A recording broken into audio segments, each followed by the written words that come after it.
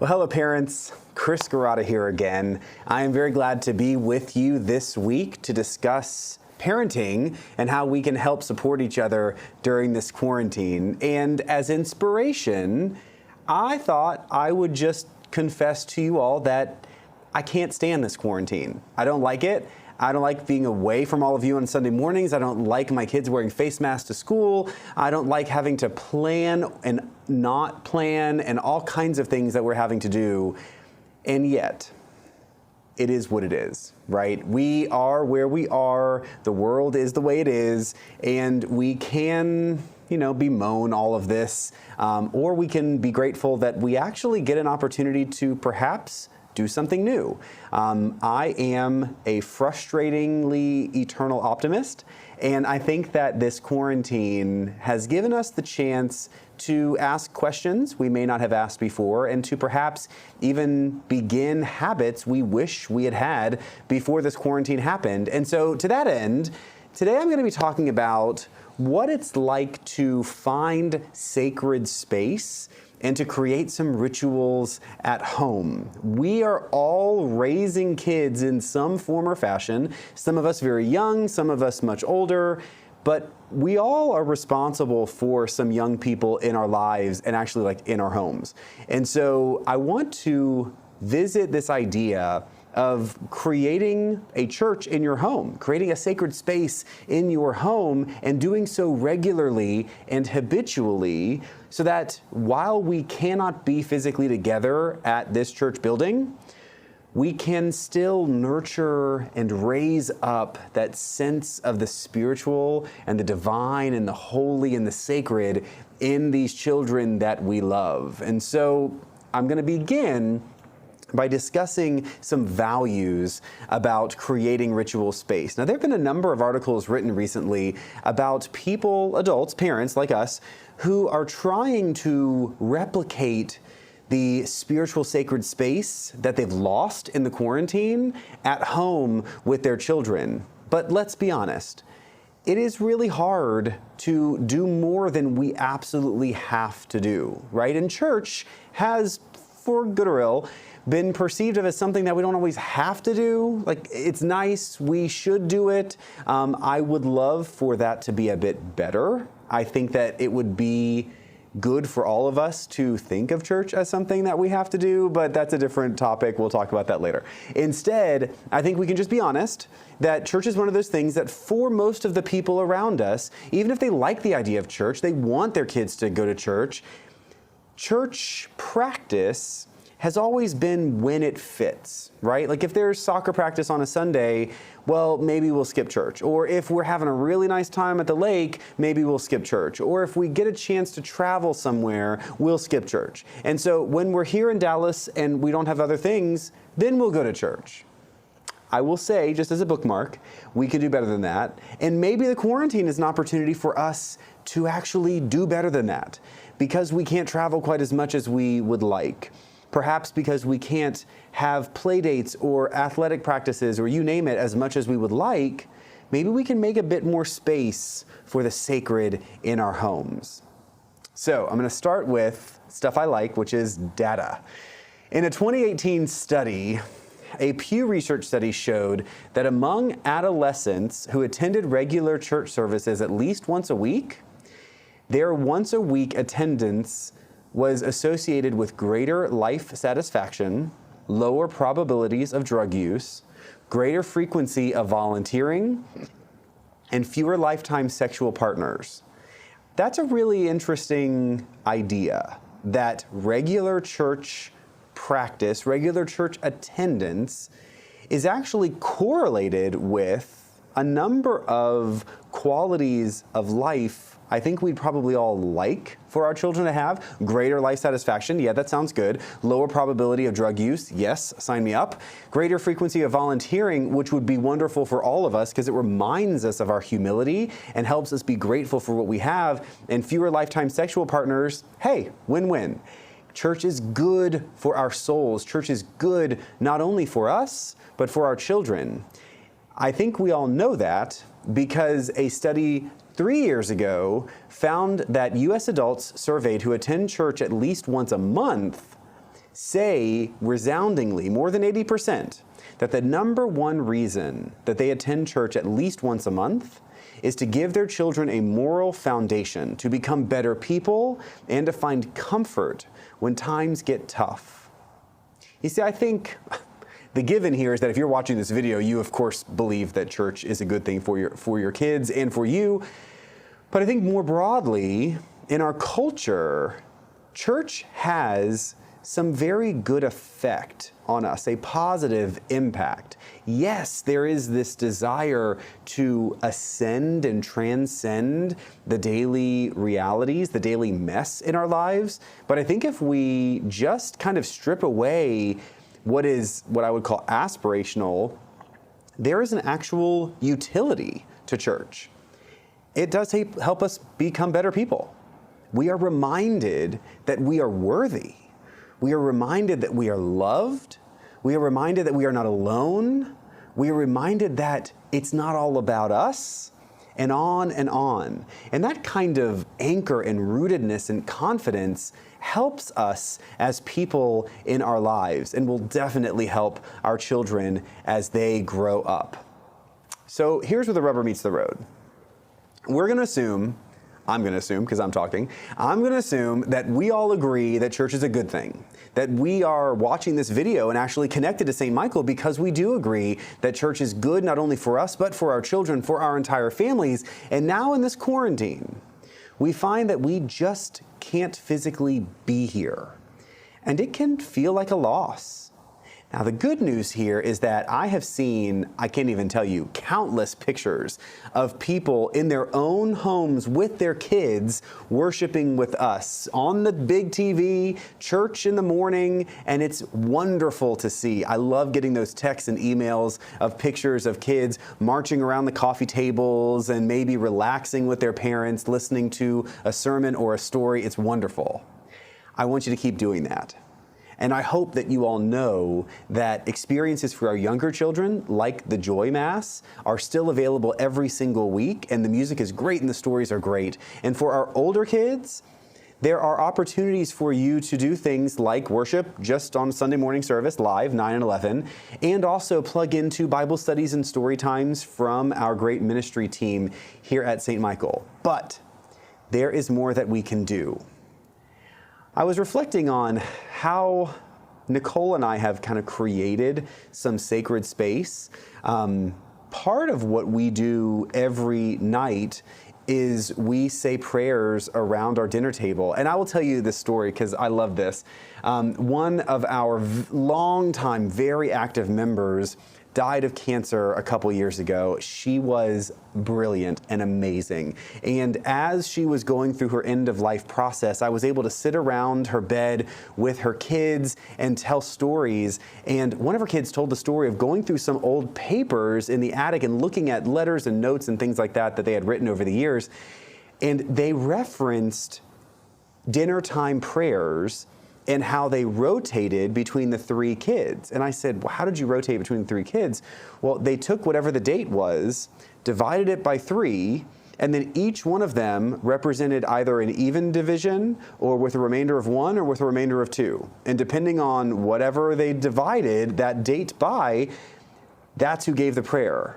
Well, let me tell you, I loved that idea. I had like this nerd flutter inside me. It was great. And so I went home and told Nicole, I said, we can do this with our kids because we have 3 kids. And so if we divide the date by 3, we can actually predetermine who will give the prayer each night at the dinner table. And actually in our house, that person also gets to sit at the head of the table. So it's a very big deal to know the date and to know who's giving that prayer. But what that's done is that has created a sort of ritual of sacred space for us.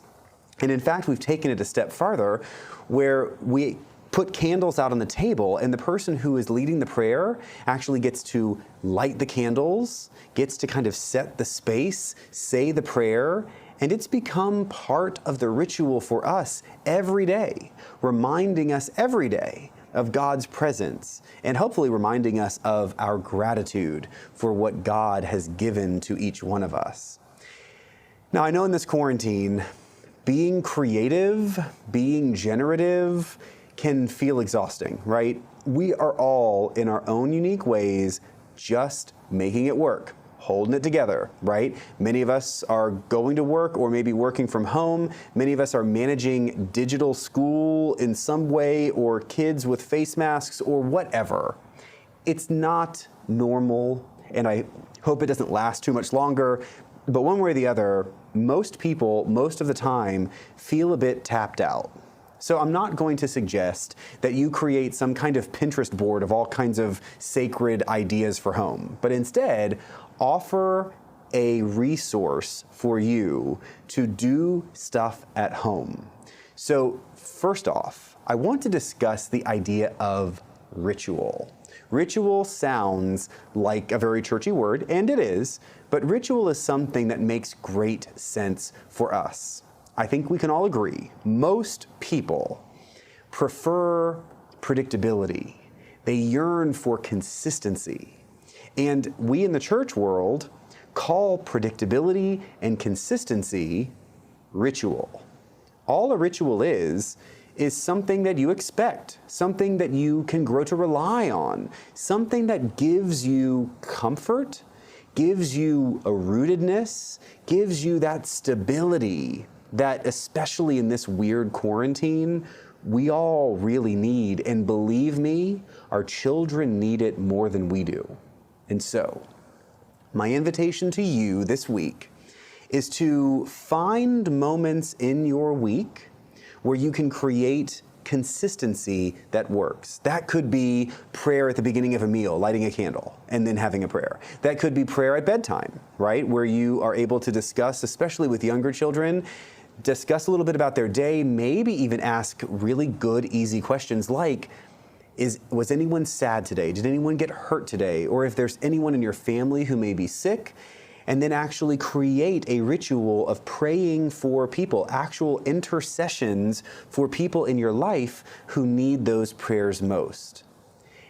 And if you'd like to go a step further, or perhaps you don't like those rituals, or you already do those rituals and you want to add a bit more, then I'm going to encourage you to a resource that the Episcopal Church has created that is based on our presiding bishop, Michael Curry's idea of the way of love, this Jesus movement that he speaks about. And the way of love has been developed as a skeleton of sorts to guide people in their own discipleship, which is very appropriate for us right now as we are leaning into our own discipleship this fall. There is one resource that I'm going to put right down here, the web address, and it is totally accessible, easily on the Episcopal Church site. If you just simply Google Episcopal Church, the way of love for families, right? Visit the URL below or Google Way of Love for Families, and you will find a simple PDF. It's only a couple dozen small pages, and it's broken out into multiple sections of the way of love. And what has happened with this way of love is it's been divided into 7 sections: learn, pray, worship, bless, go, rest, and turn. And it's really good stuff. And what they've done for families is used each of those 7 topics and provided both a little Bible study, a little set of prayers, maybe some ideas for discussions within your families. But you can either step through all of those, maybe once a week for 7 weeks, or maybe you can flip through the little PDF and find 1 or 2 or 3 of them that really speak to your family right now. And then do this with your children. Nothing really to prepare, nothing that you have to do on your own. You can almost quite literally just read through the PDF with your kids so that it becomes something that is not added burden for you, but is something that will be a balm and a sustenance for you each week with your kids. And let me tell you what they say about this way of love for families. They ground this whole experience in the promises that we make on behalf of children at baptism. And let me remind you of those. In Holy Baptism, we make 2 promises.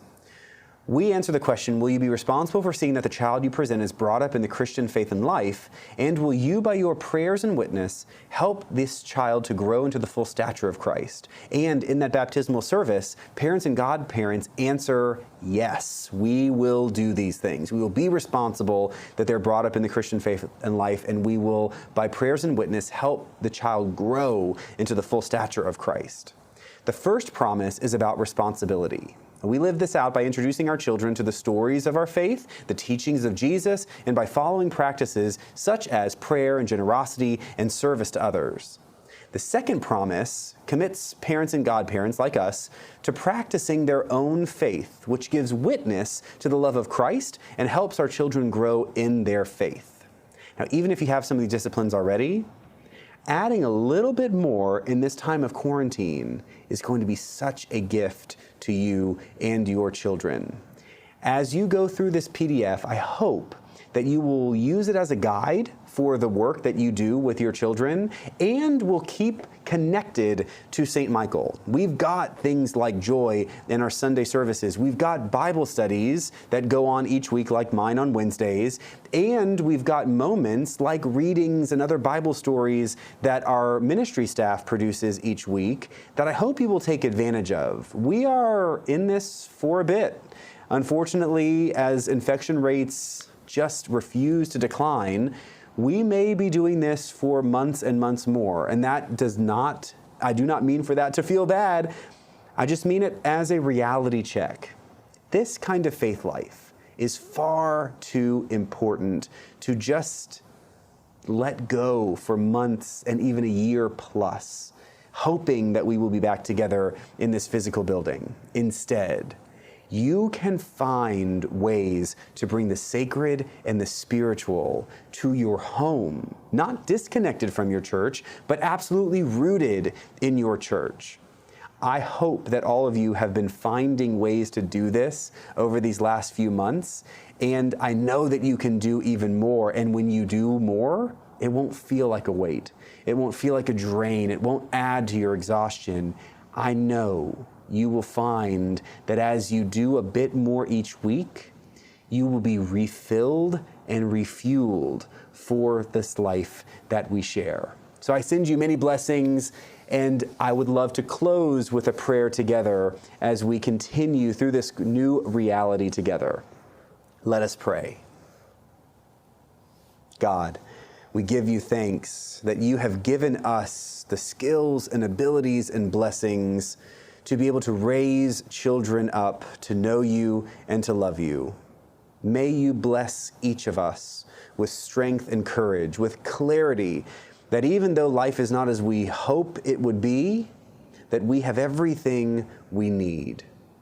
God, we are grateful for all of our many blessings, and we hope to use those blessings to help extend your kingdom here on earth, that through us, through our children, through our families, through our friends, we will be your hands and feet in the world you love, that we will witness to your saving love on earth, and in doing so, be part of your heavenly kingdom now.